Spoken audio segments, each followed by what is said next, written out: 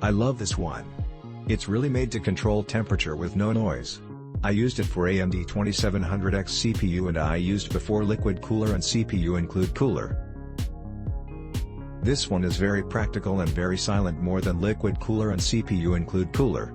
I really recommend it.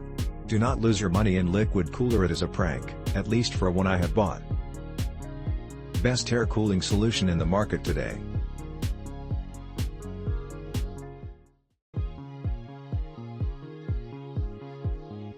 I really don't trust water cooling even though they look awesome.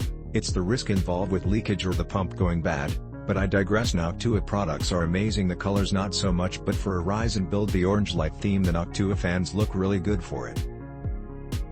This thing is a beast, easily the biggest cooler I've ever used.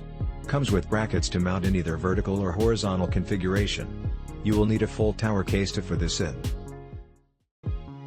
My temps are about 58 C when running all 16 threads on my Ryzen 2700X at 100% with an overclock of 4.0 GHz. Ryzen 7 1700 with Wraith cooler temp was hitting 75 when overclocking to 3.8 GHz. After installing this beast it was hitting 54 C at 3.8 GHz. 308th core while gaming and CPU stress testing. Just make sure your case can fit it. Fantastic.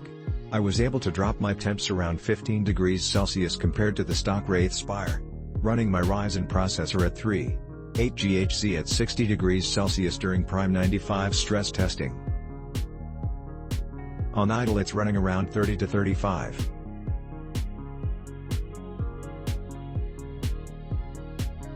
Playing PUBG or Overwatch on max settings my processor is running around mid-high 40s to lower 50s. I've attached some Ryzen master tests I ran for temps. Monitor also presented the same information. You can see that even clocked a little higher, 3.8 GHz, the Noctua was still 10 degrees cooler. Don't get me wrong, the Wraith Spire is a great cooler for being stock, but I was able to run cooler with a higher overclock with the Noctua, as one would expect in a stock versus aftermarket cooler comparison. The only downside is the slight difficulty of install. I had some trouble lining up the HIA. You can see in my photos that this cooler is gigantic and I ended up putting the fans in the center and rear of the cooler while having exhausting through the rear of my case. With the fan on the very front, it did hit my RAM, Corsair LPX. When I finally got it on, realized dumb and that it would be near impossible to plug in my fan headers with the heatsink on. So I had to take it off, plug in the fan headers, and put it back on after resetting the temp.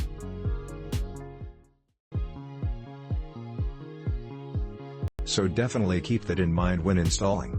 I will say it's far easier to install than the Hyper 212 I installed on an older rig. Also a big plus, it comes with a generous supply of Noctua thermal paste.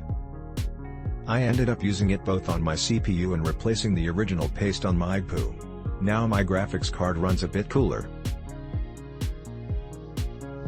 I replaced a Corsair H100 IAIO liquid cooler with this. It takes up all the space in my Cooler Master Trooper case, but it's keeping my Ryzen 7 cool. While running Handbrake I can't hear the fans spool up and the CPU never gets above 40 C. It's much quieter than the liquid cooler was.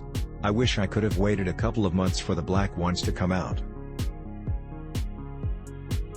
Easy to install, and provides amazing temps for an air cooler, on par with AIOs but without the fear of leaking or the pump going bad. It's also dead quiet even when the fans are at max RPM. Ryzen 1700X at 3.8 GHz Prime 95 maximum heat torture test, using included thermal paste, max temp was 69 C, 156 F, in a 24 C, 75 F, room. Click link in description for more reviews.